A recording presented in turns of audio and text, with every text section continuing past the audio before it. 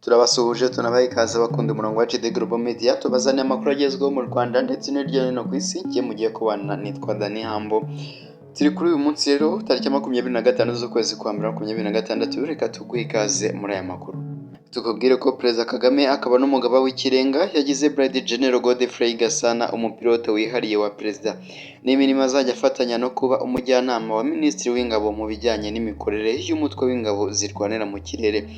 Ni inshingano zatanzwe mu ijoro ryo kwa 24 Mutarama rishyira kwa 25 Mutarama, aho undi wahawe inshingano ari Colonel Dani Gatsinzi wagizwe umugaba mukuru wungirije w'ingabo zirwanira mu kirere ushinzwe ibikorwa. Brigadier General Godfrey Gasana wagizwe umupilote wa Perezida asanzwe n'ubundi atwara indege. Inshingano yahawe ntizari zisanzwe ndetse mu gihe cya vuba n'ubwa mbere hatangajwe umupilote wa Perezida. Muri 2023 Brigadier General Gasana wari ufite ipeti rya Colonel nibwo yazamuwe mu ntera ahabwa irya Brigadier General. Icyo gihe yari umugaba mukuru wungirije w'ingabo zirwanira mu kirere, mu gihe Gatsinzi we yahawe ipeti rya Colonel muri Nzeri 24 avuye ku rya Lieutenant Colonel. Muri 2025 Colonel Dani Gatsinzi niwe wabaye umunyeshuri wahize abandi mu basirikare bari barangije amasomo mu ishuri rikuru rya gisirikare riherereye i Nyakinama. Muri 2021 Colonel Gatsinzi yari umuyobozi ushinzwe ibikorwa mu mutwe w'ingabo z'u Rwanda zirwanira mu kirere.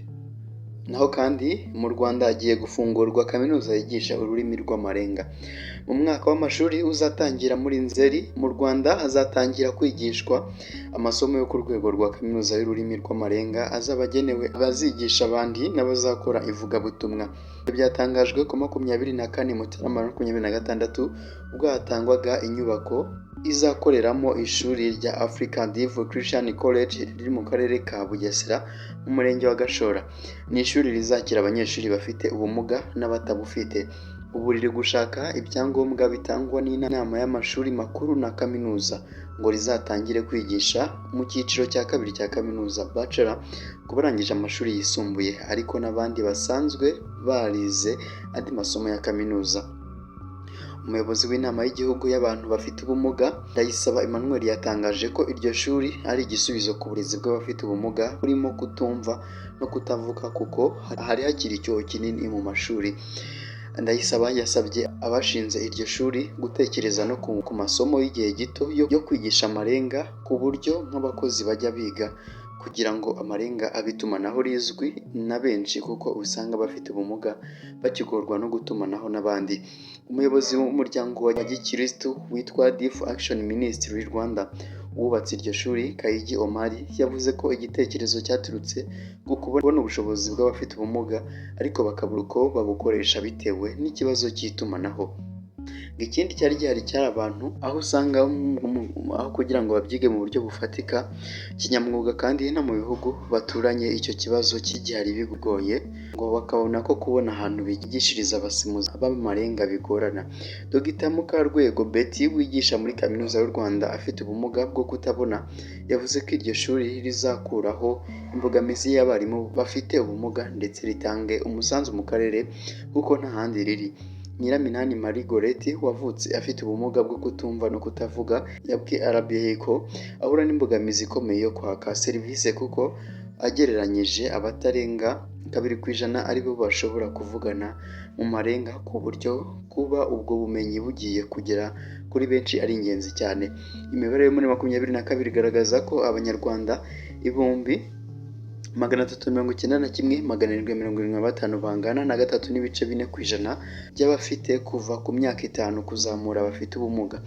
Muri Kamena 2025 NCPD yagaragaje ko 64.2% by'abana bafite ubumuga aribo bonyine biga mu gihe abandi 35.8% bangana n'abana 17,302 batiga ku mpamvu zitandukanye. Naho kandi reka tubabwire iby'inkuru yacicikanye cyane ku mbuga nkoranyambaga y'umusore ukurikiranyweho kwica agonze mugenzi we ku bushake yatawe muri yombi. Iki nicyo cyakurikiyeho. Ni urwego rw'igihugu rw'ubugenzacyaha RIB rwataye muri yombi Mugisha Gakuba David ukurikiranyweho kugira uruhare mu rupfu rwa mugenzi we Ngabo Eric amugonze n'imodoka. Bivugwa ko Mugisha David na Ngabo Eric bombi ari abanyarwanda babaga muri Leta Zunze Ubumwe za Amerika ndetse basanzwe baziranye, bari mu Rwanda mu biruhuko.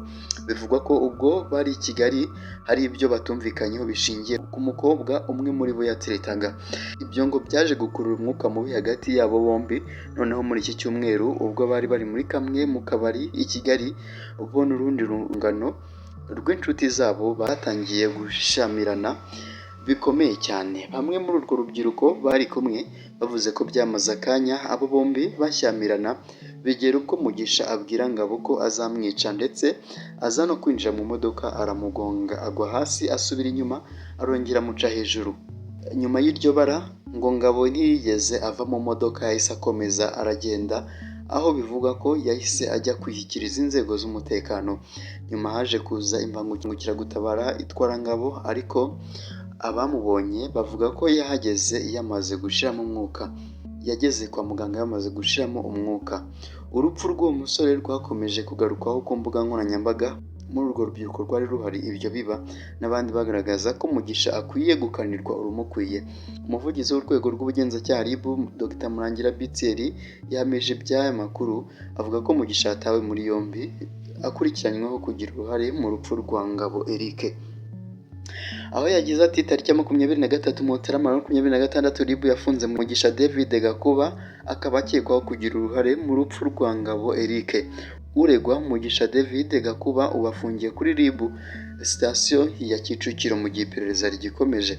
Ingingo y'107 y'itegeko ryo kuwa 30 Kanama 2018 riteganya ibyaha n'ibihano muri rusange, ivuga ko umuntu wica undi abishaka, iyo abihamijwe n'urukiko ahanishwa igifungo cya burundu.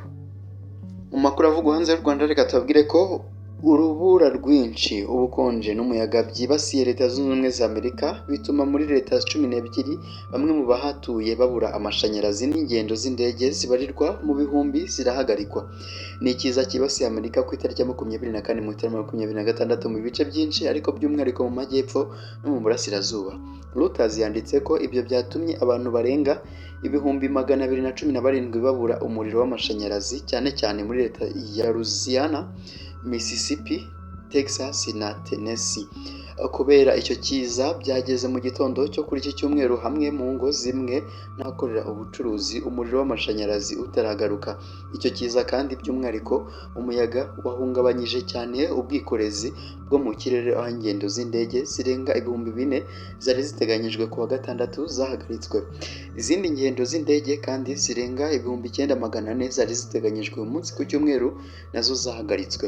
Sosiyete zikora ubwikorezi bwo mu kirere zirimo nka Delta, JetBlue na United zasabye abagenzi kwihanganira izo mpinduka zo guhagarikwa kw'ingendo, ndetse zohereza abakozi ku bibuga by'indege kugira ngo bafashe mu gukubura urubura rwafashe ku ndege. Perezida wa Amerika Donald Trump yavuze ko icyo kiza cy'ubukonje bukabije cyihariye mu mateka y'igihugu, ndetse aca iteka rigena inkunga yo ku rwego rw'igihugu yo gutabara abahuye n'ibiza. Iryo teka rireba Leta 12 zirimo South Carolina, Virginia, Tennessee, Georgia, North Carolina, Maryland, Arkansas, Kentucky, Louisiana, Mississippi, Indiana na Western Virginia. Ngayo nguko uko byifashe muri Amerika. Reka mbabwire ko ubuyobozi bukuru bw'ingabo za Ukraine bwatangaje ko abasirikare b'u Burusiya 1,233,020 bamaze gupfira mu ntambara kuva kuwa 24 Gashyantare 2022.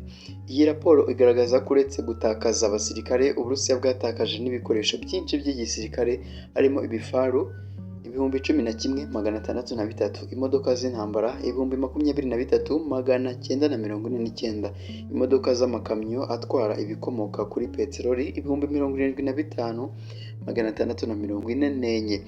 Ukraine yigambye kandi ko yashwanyuje intwaro zirasa ibisasu biremereye 36,580, imbunda 1,623 zirasa za rokete, intwaro 2,200 na 83 zikoreshwa mu guhanura ibisasu byo mu kirere, indege 434, kajugujugu 347, drone 114,149 zifashishwa cyane mu bikorwa byo kumenya amakuru no kugaba ibitero, ubwato 28 n'ubwato bw'intambara bushobora kugendera munsi y'amazi bubiri.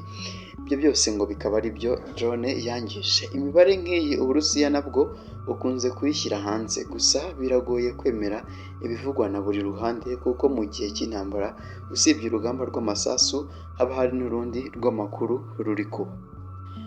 Tubabwire ko amakuru ya none tuyasoreje ahangaha, mwabanye nitwa Dani Hambo, naho iyo ni HD Global Media. Nimba wagezwe ku ibyo dukora ntukagenda ku subscribe, tubararikiye andi makuru aza kubagezweho. Ciao ciao, Imana ibahire. HD Global Media.